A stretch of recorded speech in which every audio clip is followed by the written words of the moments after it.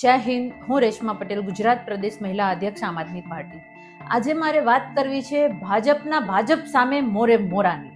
કારણ કે હમણાં જે દ્રશ્યો જોવા મળે છે એ એવા જ જોવા મળે છે. ખાસ વાત કરું કે માણાવદરના ભાજપના ધારાસભ્ય એ પોલીસ સામે ધરણા ઉપર બેઠા છે અને એના આક્ષેપો એટલા ભયંકર ગુજરાત પોલીસ ઉપર લગાવી રહ્યા છે. ત્યારે પ્રશ્ન એ ઉઠે છે કે ગુજરાત પોલીસને ચલાવવા વાળી ભાજપ સરકાર અને ગૃહ મંત્રાલય શું કરી રહ્યા છે? આજે તમારા જ ધારાસભ્ય તમારા ઉપર આક્ષેપ લગાડી રહ્યા છે. અહીંયા હું એટલું કહીશ કે પ્રજાના સારા કાર્ય કરવા માટે પોલીસ તંત્રનો ઉપયોગ થવો જોઈએ.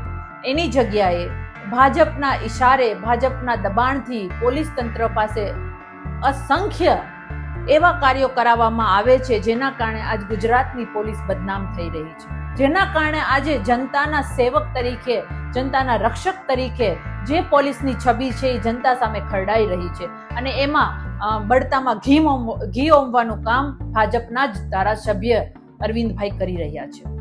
ત્યારે મારે એટલું જ સવાલ પૂછવો છે કે હવે તમે પ્રજા અને રક્ષક વચ્ચેની જે ખાઈ મોટી કરી રહ્યા છો એને બંધ કરો અને એ લોકોની જે સિસ્ટમ છે માત્ર ટાર્ગેટ પૂરા કરવા માટે નહીં, કારણ કે આપણે સૌ જાણીએ છીએ કે ટાર્ગેટ પૂરા કરવા માટે એ લોકો પરચીઓ કાપે છે, એ લોકો દરેક નિયમોનું પાલન કરાવડાવે છે.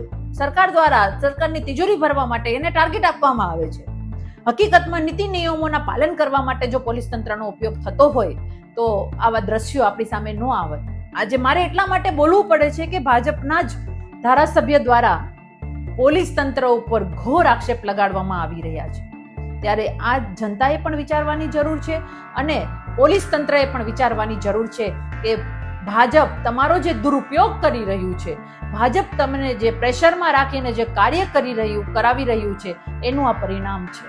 એટલે ખાસ કરીને ગૃહમંત્રી હર્ષભાઈને મારે એટલું કહેવાનું છે કે હવે તમે પોલીસનો દુરુપયોગ કરવાનું બંધ કરો અને જે એને પ્રજાના રક્ષક માટેનું જે કાર્ય છે એને ટાર્ગેટ આપવાનું બંધ કરો. હકીકતમાં નીતિ નિયમોના પાલન કરવા માટે, પ્રજાના રક્ષક માટે પોલીસ તંત્રનો ઉપયોગ થવો જોઈએ એવી હું આપની પાસેથી આશા રાખું છું અને એ આધાર ઉપર આશા રાખું છું કે આજે ભાજપનો મોરે મોરો થઈ ગયો છે અને જે એમએલએ છે ભાજપના એ જ તમારી સામે પડ્યા છે. જય હિન્દ.